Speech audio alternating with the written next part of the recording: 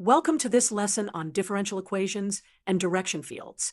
Today, we'll be working with the differential equation dy dx equals 4x over y, and we'll analyze its solutions and their behavior. Let's start with part A, where we need to verify that the straight lines y equals plus or minus 2x are solution curves, provided x is not equal to 0. To verify this, we'll substitute these functions into our differential equation and check if both sides match. First, let's verify y equals 2x. The derivative of this function is dy dx equals 2. Now, let's substitute y equals 2x into the right side of our differential equation. We get 4x over y, which is 4x over 2x, which equals 2. Since both the left and right sides equal 2, we've confirmed that y equals 2x is indeed a solution. Now, let's verify y equals negative 2x. The derivative of this function is dy dx equals negative 2. Substituting y equals negative 2x into the right side, we get 4x over negative 2x, which equals negative 2. Since both sides equal negative 2, y equals negative 2x is also a solution. So we've verified that both y equals 2x and y equals negative 2x are solutions to the differential equation. Now, let's visualize the direction field for this differential equation. A direction field shows us the slope of the solution curve at various points in the plane. Each small line segment indicates the direction a solution curve would go through that point. You can see that the lines y equals 2x and y equals negative 2x are indeed solution curves, as they perfectly follow the direction field. These are special solutions that form straight lines. Let's now solve part B, where we need to sketch the solution curve with the initial condition y of 0 equals 2.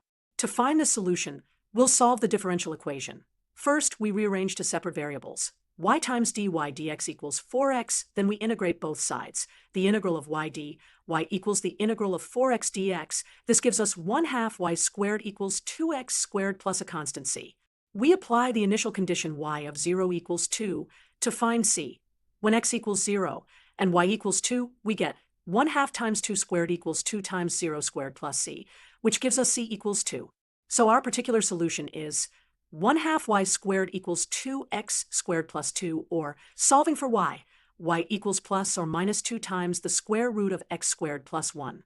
Since y of 0 equals 2 is positive, we choose the positive branch. Y equals 2 times the square root of x squared plus 1.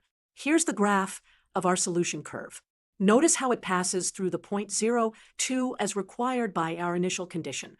For part C, we need to sketch the solution curve with the initial condition y of 2 equals 1. We'll use the same approach as before. We have the general solution, 1/2 y squared equals 2x squared plus c. Now we apply our new initial condition, y of 2 equals 1. When x equals 2 and y equals 1, we get 1/2 times 1 squared equals 2 times 2 squared plus c, which simplifies to 1/2 equals 8 plus c. Solving for c equals negative 15 over 2.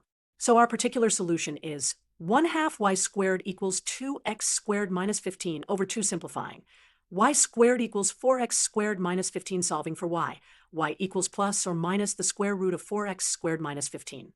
Note that this solution is only defined for x such that 4x squared is greater than or equal to 15, which means the absolute value of x must be greater than or equal to the square root of 15 over 2, approximately 1.9. Since y of 2 equals 1 is positive, we choose the positive branch. Y equals the square root of 4x squared minus 15. Here's the graph of our solution curve. Notice it passes through the point 2, 1 is required by our initial condition. Finally, let's analyze part D, the behavior of our solutions as x approaches positive or negative infinity. First, let's look at the solution from part B. Y equals 2 times the square root of x squared plus 1. As the absolute value of x becomes very large, the value of x squared becomes much larger than 1. So for large values of x, we can approximate. Y approximately equals 2 times the square root of x squared, which equals 2 times the absolute value of x. This means that as x approaches positive infinity, y approaches 2x. And as x approaches negative infinity, y approaches negative 2x. Similarly, for the solution from part C, y equals the square root of 4x squared minus 15. As the absolute value of x becomes very large, the constant term negative 15 becomes negligible. So, for large values of x, we can approximate. Y approximately equals the square root of 4x squared, which equals 2 times the absolute value of x. Therefore, as x approaches positive infinity, y approaches 2x. And as x approaches negative infinity, y approaches negative 2x. Let's see all these solutions together on one plot. Notice how all solution curves approach the straight lines y equals 2x and y equals negative 2x as x approaches either positive or negative infinity. These straight lines act as asymptotes for our solution curves.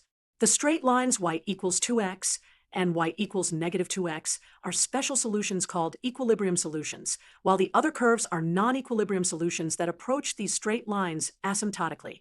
In conclusion, we've verified that y equals plus or minus 2x are solution curves for the differential equation dy dx equals 4x over y. We've also found and sketched specific solution curves for different initial conditions and analyzed their behavior as x approaches infinity. A key takeaway is that all solution curves approach the straight line solutions asymptotically as x approaches positive or negative infinity.